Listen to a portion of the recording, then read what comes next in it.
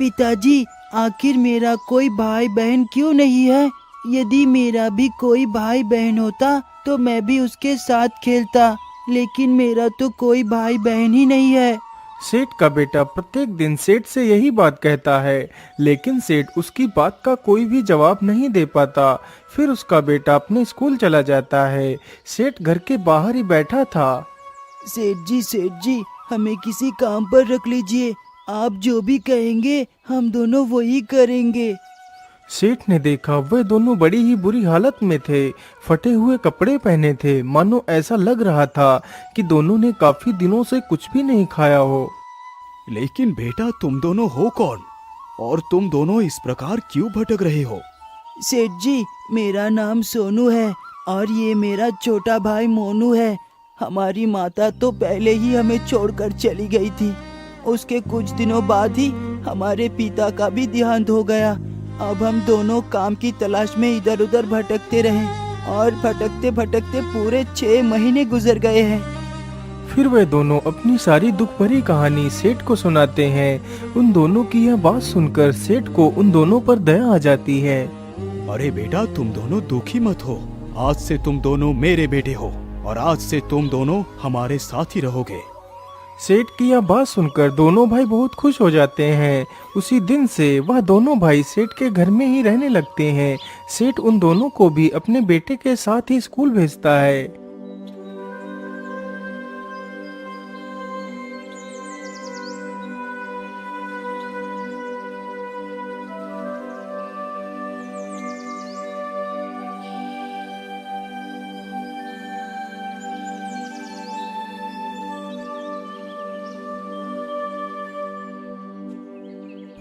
अरे सेठ जी, यदि आप बुरा ना माने तो मैं आपसे कुछ कहना चाहता हूँ। हाँ, हम मुनीम जी, बोलिए, आप क्या कहना चाहते हैं? सेठ जी, अब तो वीर सिंह बड़े हो चुके हैं। हमारे हिसाब से उनके लिए हमें योग्य कन्या ढूंढनी चाहिए। हाँ मुनीम जी, आपका सोचना एकदम उचित है। आप ऐसा करिए, आप आज ही जाइए और एक अच्छा सा रिश्ता हमारे पुत्र के लिए ढूंढ कर लाइए। सेठ की यह बात सुनकर मुनीम वहाँ से निकल पड़ता है। मुनीम और सेठ की बातें दोनों भाई सोनू और मोनू छिपकर सुन लेते हैं। अरे भैया, मुनीम जी तो वीर के लिए रिश्ता ढूंढने गए हैं। यदि वीर का विवाह हो गया तो हमें जायदाद में से कुछ भी नहीं मिलेगा। हाँ मोनू, तुम एकदम ठीक कहते हो। हमें कुछ न कुछ करके इस रिश्ते को तोड़ना ही होगा। भैया, हम इस रिश्ते को तोड़े उससे पहले हमें मुनीम जी का पीछा करना चाहिए। आखिर वो किसके घर पर रिश्ता देखने के लिए जा रहे हैं। इतना सोचकर दोनों भाई छिप छिप कर मुनीम का पीछा करते करते वहीं पहुंच जाते हैं जहां मुनीम जी गए थे। वह दोनों छिप कर मुनीम की सारी बातें सुनते हैं। अच्छा सेठ जी, अब मैं चलता हूँ। मुझे यह खुशखबरी अपने मालिक को भी सुनानी है। इतना कहकर मुनीम वहां से वापस चला जाता है। अरे भैया, अब तो इन दोनों का विवाह तय हो गया है। अब हम क्या करें? अरे भाई, तुम फिक्र ना करो, इसके लिए हम दोनों कुछ ना कुछ जरूर करेंगे।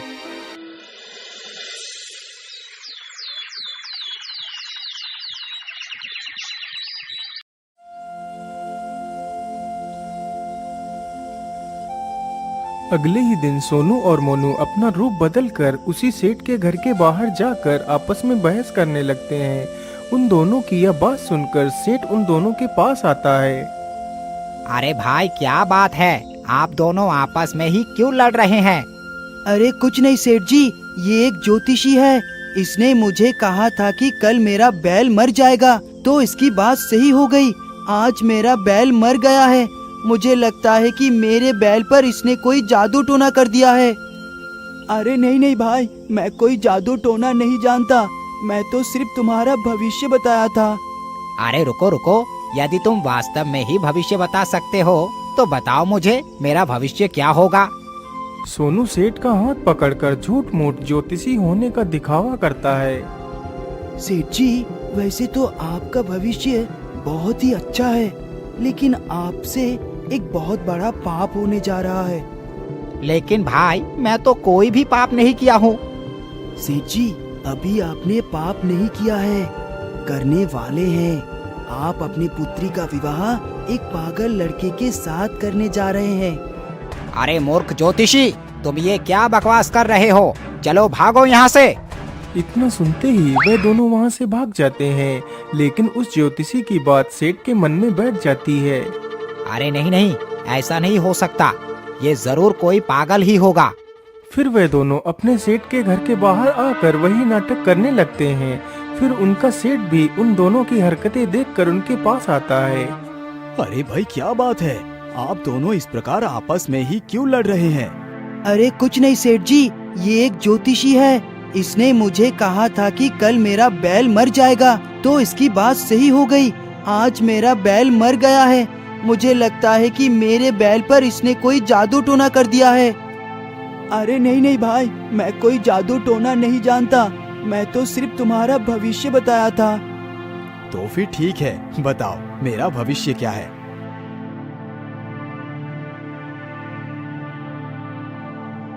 सेठ जी, वैसे तो आपका भविष्य बहुत ही अच्छा है, लेकिन आपसे एक बहुत बड़ा पाप होने जा रहा है। क्या पाप होने जा रहा है? लेकिन मैंने तो अपने संपूर्ण जीवन में किसी का भी बुरा नहीं किया, फिर मुझसे कोई पाप कैसे हो सकता है?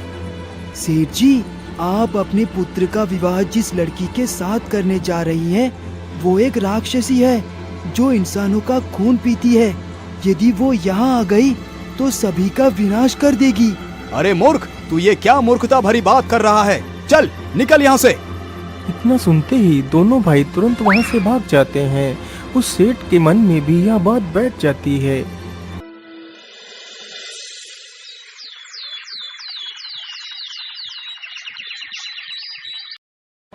धीरे धीरे वह समय भी नजदीक आ गया जब वीर सिंह का विवाह उस लड़की के साथ होना था।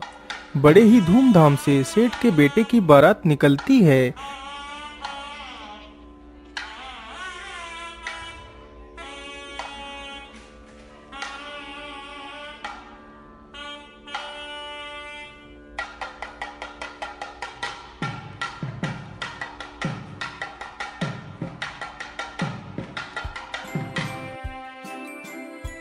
बारात चलते चलते जल्दी ही नगर के करीब पहुंच जाती है। अरे बड़े भैया, पूरे दिन घोड़े पर बैठे बैठे आप तो थक गए होंगे और भूख भी लगी होगी। ये लीजिए, कुछ फल खा लीजिए। वीर सिंह उन दोनों के द्वारा दिए गए फलों को खाने लगता है। उन दोनों दुष्टों ने उन फलों में नशीली दवाइयां मिला दी थी ताकि उन्हें खाकर वीर सिंह का व्यवहार सामान्य न रहे, ताकि वह दोनों वीर सिंह को सेठ के सामने पागल साबित कर सकें। नशीले फल खाकर वाकई में वीर सिंह का व्यवहार काफी ज्यादा बदल गया।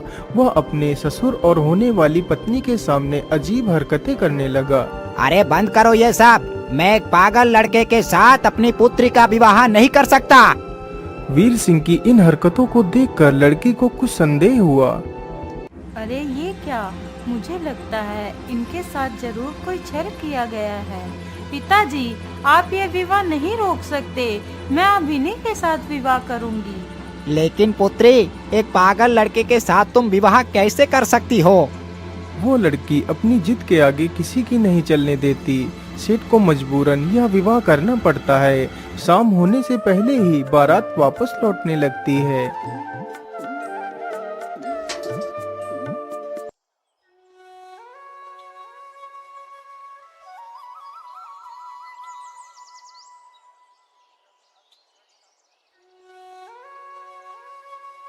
उन सभी को चलते चलते रास्ते में ही काफी रात हो जाती है। अरे सेठ जी, हमें चलते चलते तो काफी रात हो चुकी है। इतनी रात्रि में हमारा इससे आगे चलना ठीक नहीं होगा। हमें यहीं आसपास आने वाले नगर के पास ही किसी से आश्रय ले लेना चाहिए। हाँ हाँ मुनीम जी, आप एकदम ठीक कहते हैं। हम लोग इस बार आने वाले अगले गांव में ही रुक जाएंगे। फिर वह सारे लोग चलते चलते एक नगर के किनारे पहुंचते हैं जहां पर एक बूढ़ी महिला रहती थी। सेठ उस बूढ़ी महिला के पास जाता है और उसे सारी बात बताता है। हाँ हाँ सेठ जी, क्यों नहीं, आप जब तक चाहें तब तक यहाँ रुक सकते हैं। इतना सुनकर सभी लोग वहीं पेड़ के नीचे विश्राम करने लगते हैं। सेठ का बेटा वीर सिंह तथा वह लड़की दोनों उस बूढ़ी महिला की झोपड़ी में विश्राम करने लगते हैं। हे भगवान, ये भूल मुझसे कैसे हो गई। मैं अपने पति के लिए तो कोई उपहार लेकर ही नहीं आई। मेरा इस प्रकार खाली हाथ जाना ठीक नहीं है। अब मैं क्या करूं? ये सारी बातें सोचते सोचते चंद्रवती की आंख लग जाती है और वह सो जाती है। तभी उसके सपने में एक बूढ़ी महिला आती है। बेटी, तुम बहुत ही नेक दिल हो। तुम चिंता न करो, जो मैं कहती हूँ उसे ध्यान से सुनो। तुम अपने पति को एक अनमोल उपहार दे सकती हो। तुम इसी वक्त उठो और पास वाली नदी पर जाओ। वहाँ पर तुम्हें एक इंसान की लाश पानी में तैरती हुए मिलेगी। जब तुम उस लाश को अपने पास बुलाओगी तो वह लाश तुम्हारे पास आ जाएगी। उस लाश ने एक अनमोल आभूषण पहन रखा है। तुम उस आभूषण को उतार कर अपने पति को दे देना। इतना बोलकर वह बूढ़ी महिला गायब हो जाती है। तभी चंद्रवती की आंख खुल जाती है तो देखती है सभी लोग सो रहे हैं। वह चुपचाप उठती है और जंगल की तरफ चल देती है। चंद्रवती को जंगल की ओर जाते हुए वह दोनों भाई देख लेते हैं। अरे भैया, ये इतनी रात को जंगल की तरफ क्या करने जा रही है? कहीं ये सच में तो कोई राक्षसी नहीं है? अरे नहीं भाई, इसका जवाब तो हमें उसका पीछा करके ही मिल पाएगा। चलो उसका पीछा करते हैं। इतना सोचकर दोनों भाई चंद्रवती का पीछा करते हैं।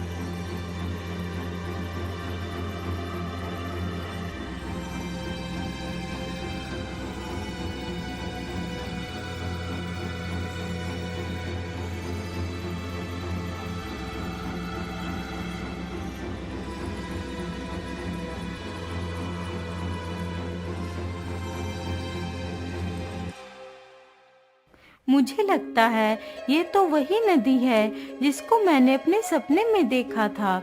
हाँ, यह वही नदी है। अरे उधर से तो सच में एक लाश बहती हुई आ रही है। अरे ओ लाश, तुम मेरे पास आ। इतना बोलते ही वह लाश चंद्रवती के करीब आ जाती है। चंद्रवती जल्दी से उस लाश के हाथ से उस सुंदर आभूषण को निकाल लेती है और चुपचाप वहां से चली जाती है।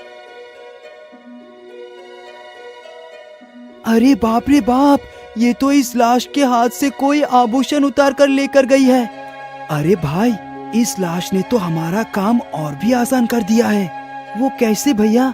मैं कुछ समझा नहीं। अरे भाई, तुम बस देखते जाओ मैं क्या करता हूँ। इतना कहकर दोनों भाई उस सेठ के पास जाते हैं। अरे पिताजी, जल्दी उठिए पिताजी, और हमारे साथ चलिए। क्या बात है बेटा, तुम दोनों इतनी रात को क्यों जाग रहे हो? पिताजी, हमारी भाभी एक राक्षसी है। अरे मूर्ख, ये क्या बक रहे हो? हाँ पिताजी, हम दोनों ने अपनी आंखों से देखा। भाभी नदी पर गई थी और वहाँ पर एक आदमी को मारकर उसका खून पी गई थी। उस आदमी का शव अभी भी नदी पर पड़ा है। यदि आपको मेरी बात पर विश्वास नहीं है तो हमारे साथ चलकर नदी पर देख लीजिए। उन दोनों की यह बात सुनकर सेठ घबरा जाता है और वह तीनों जल्दी से नदी के किनारे पहुंचते हैं तो देखते हैं सच में एक शव पड़ा हुआ है। अब तो सेठ का शक यकीन में बदल चुका था। सेठ को पूर्ण विश्वास हो गया था कि उसकी बहू एक राक्षसी।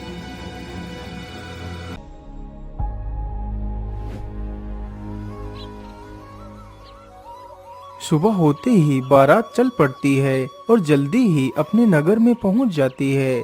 जैसे ही शाम होती है तो सेठ सारी कहानी अपने बेटे को बताता है। लेकिन पिताजी, ऐसा कैसे हो सकता है? बेटा, यदि तुम्हें मेरी बात का भरोसा नहीं है तो तुम उससे पूछना कि उसके पास वो सुंदर आभूषण कहाँ से आया है। वीर सिंह इतना सुनकर अपनी पत्नी के पास जाता है और अपनी पत्नी को एक सोने का हार उपहार में देता है। फिर चंद्रवती भी वही सुंदर आभूषण निकालती है। अरे चंद्रवती, इतना कीमती आभूषण तुम कहाँ से लेकर आई हो? अजी, यह आभूषण मुझे मेरी माँ ने दिया था। अरे चंद्रवती, तुम मुझसे झूठ बोल रही हो। तुम्हें मेरी कसम, ये सच सच बताओ कि तुम्हें ये आभूषण कहाँ से मिला है। इतना सुनकर चंद्रवती घबरा जाती है और सारी कहानी वीर सिंह को बता देती है। अरे तू अब भी मुझसे झूठ बोल रही है। अभी तो तूने कहा था कि ये आभूषण तुझे तेरी माँ ने दिया है। अब मुझे पूरा यकीन हो गया है कि तू एक राक्षसी है। नहीं जी, आप मुझे गलत समझ रहे हैं। मैं कोई राक्षसी नहीं हूँ, मैं तो एक साधारण स्त्री हूँ। बेचारी चंद्रवती उसे समझाती रहती है कि वह कोई राक्षसी नहीं है। फिर भी वीर सिंह उसे अकेला छोड़कर कमरे से बाहर चला जाता है। इसी प्रकार घर के सारे लोग चंद्रवती से दूरियां बनाने लगते हैं।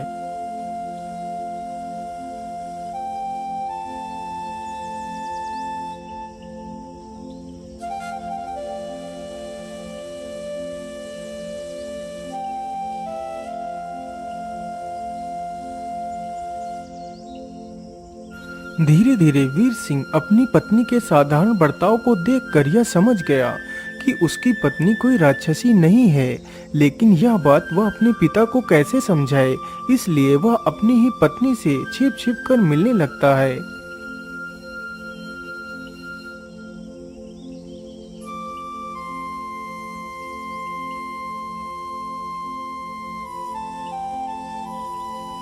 अरे बड़े भैया, आप रोज रोज छुप छुप कर भाभी की कमरे में क्यों जाते हो? आपको तो पता ही है भाभी एक राक्षसी है। अरे नहीं सोनू, तुम्हारी भाभी कोई राक्षसी नहीं है। वो एकदम ठीक है और कुछ दिनों में ही तुम दोनों चाचा बनने वाले हो। लेकिन ये बात पिताजी को मत बताना। अरे बेटा, तुम तीनों आपस में क्या बातें कर रहे हो? अरे कुछ नहीं पिताजी, हम तीनों तैयार हैं। बेटा तुम तीनों जरा ध्यान से जाना और ध्यान से ही वापस आना। तुम तीनों पहली बार विदेश में व्यापार के लिए जा रहे हो। अच्छा ठीक है पिताजी, अब हम लोग चलते हैं। इतना बोलकर वह तीनों वहां से निकल पड़ते हैं और जल्दी ही अपने जहाज के पास पहुंच जाते हैं। अरे भैया, हम दोनों तो हमारी प्रिय पुस्तक को तो घर पर ही भूल कर आ गए। आप यही रुकिए, हम दोनों अभी पुस्तक को लेकर आते हैं। अच्छा ठीक है, मैं तुम दोनों का इंतजार करूंगा। तुम लोग जल्दी ही वापस आना। इतना कहकर वह दोनों वहां से वापस चले जाते हैं। अरे बेटा, तुम दोनों वापस क्यों आ गए? पिताजी, भैया ने हम दोनों को वापस भेज दिया और कहा कि पिताजी घर में अकेले हैं, उनका ख्याल रखना, इसीलिए हम दोनों वापस आ गए। पिताजी, ये औरत तो राक्षसी होने के साथ साथ एक बदचलन भी है। अरे बेटा, तुम ये क्या कह रहे हो? पिताजी, कल मैं इसे किसी दूसरे व्यक्ति के साथ देखा था और ये उसे कह रही थी कि अब वो माँ बनने वाली है। ये बात सुनते ही सेठ का गुस्सा 7वें आसमान पर चढ़ जाता है। वो मैंने सुना है कि तुम जल्दी ही माँ बनने वाली हो। क्या ये बात सत्य है?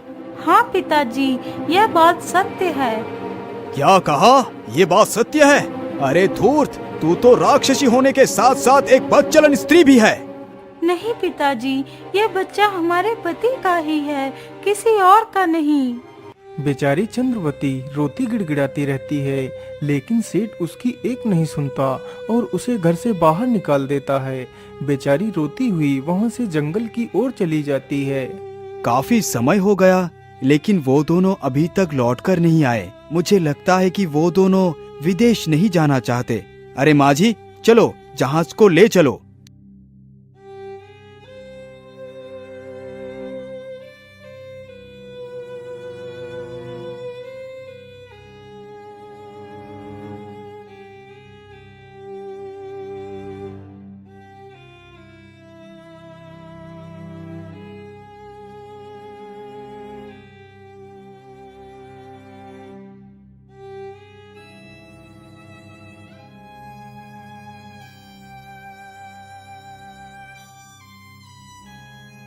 अरे बेटी, क्या बात है, तुम रो क्यों रही हो? फिर चंद्रवती अपनी सारी दुख भरी कहानी उस बूढ़ी महिला को सुनाती है। बेटी, तुम घबराओ मत, आज से तुम मेरे घर में ही रहना, मेरा घर पास में ही है। इतना कहकर वह बूढ़ी महिला चंद्रवती को अपने साथ अपने घर ले जाती है।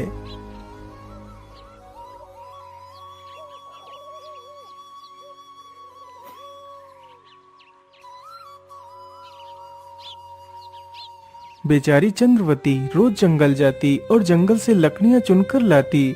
उसे इसी प्रकार काफी दिन गुजर जाते हैं। उधर वीर सिंह विदेश व्यापार खत्म करके जब वापस घर आता है तो उसने देखा कि घर में उसकी पत्नी है ही नहीं।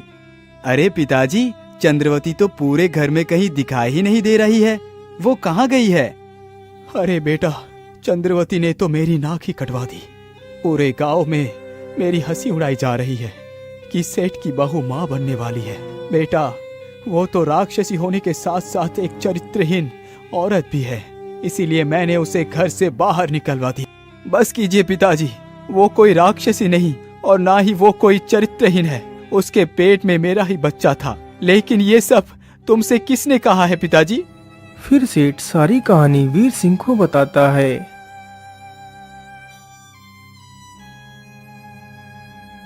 लेकिन पिताजी, ये बात तो मैंने सोनू मोनू को बताई थी कि उनकी भाभी जल्द ही माँ बनने वाली है। ये बात सुनते ही सेठ हैरान हो जाता है और उन दोनों दुष्ट भाइयों की चाल को समझ जाता है। सोनू मोनू, क्या ये बात सत्य है? हाँ पिताजी, ये बात सत्य है। अरे दुष्ट, मैंने तुम दोनों को अपने बेटे की तरह पाला और तुम दोनों ने मेरा ही घर उजाड़ दिया। निकल जाओ मेरे घर से और फिर कभी अपना मनहूस शक्ल मुझे मत दिखाना। इतना सुनते ही वह दोनों दुष्ट वहां से चले जाते हैं। फिर वीर सिंह और बाकी के सारे लोग भिन्न भिन्न दिशाओं में चंद्रवती को ढूंढने निकल पड़ते हैं।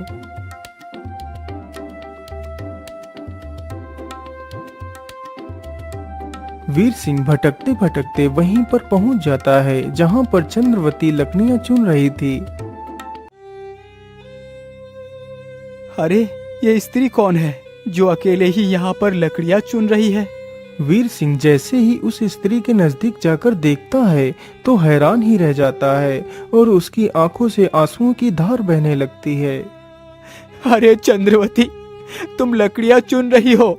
चंद्रवती जैसे ही देखती है तो उसका पति उसके सामने खड़ा होता है। यह देखकर चंद्रवती वीर सिंह के गले लग जाती है और रोने लगती है। अजी, तुम मुझे छोड़कर कहाँ चले गए थे? नहीं चंद्रवती, तुम रो मत। अब हमारे रोने के दिन चले गए। अब मैं तुमसे दूर कभी नहीं जाऊंगा, कभी नहीं।